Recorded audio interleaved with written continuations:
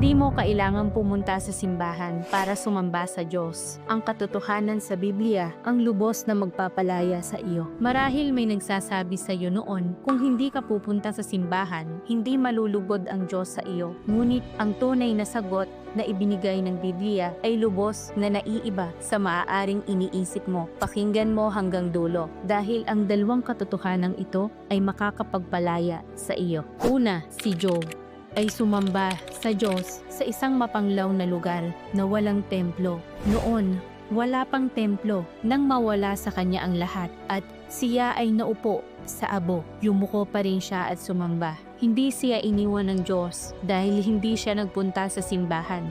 Sa halip, personal na nagpakita sa kanya ang Diyos. Pangalawa, ang mga alagad ng Panginoong Hesus ay sumasamba sa Diyos saan man at kailanman. May tiyak bang lugar ng pagsamba ang mga alagad na sumunod sa Panginoong Hesus? Wala. Nang mangaral ang Panginoon sa bundok, sinundan nila siya sa bundok. Nang mangaral ang Panginoon sa tabi ng dagat, sinundan nila siya hanggang sa tabing dagat. Nang magturo ang Panginoon sa daan, sumunod sila sa kanya saan man siya magpunta. Kahit nang ikinulong sa bilangguan ang mga alagad, patuloy pa rin silang nananalangin, umaawi at nagpupuri sa Diyos. Ipinapakita nito sa atin na ang tunay na pagsamba ay hindi kailanman nalilimitahan ng lugar o ng mga kalagayan, sapagkat hindi naghahanap ang Diyos ng gusali, kundi ng pusong tapat na sumasamba sa Kanya. Gaya ng sinabi ng Panginoon na sasambahin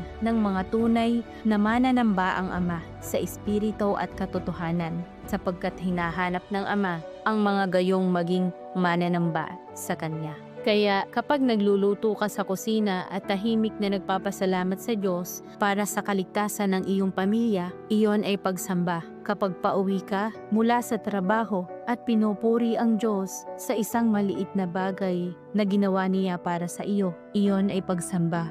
Kapag humaharap ka sa matinding pagsubok, ngunit sinasabi mo pa rin ng may luha, Panginoon, handa akong maghintay sa iyong mabuting layunin. Iyon ang pinakamakapangyarihang pagsamba. Kaya tandaan, syempre, kailangan natin magtipon kasama ang mga kapatid sa simbahan at magtulungan. Ngunit huwag mong isipin na ang Diyos ay makakasama mo lang kapag pumasok ka sa pintuan ng simbahan. Mga kapatid, ang Diyos ay hindi naninirahan sa malamig na templong gawa ng kamay ng tao. Siya ay nananahan sa mga pusong laging nananabik sa Kanya at taus-pusong naghahanap sa Kanya araw-araw. Kung nais mong tunay na sumamba sa Diyos, mag-comment ng gusto kong matuto. Sama-sama nating buuin ang tunay na relasyon sa Diyos sa pamamagitan ng mga salita ng Diyos. Huwag mong kalimutang ibahagi ang video na ito sa isang taong nagigilty dahil hindi siya nakapunta sa simbahan. May God bless you. Amen.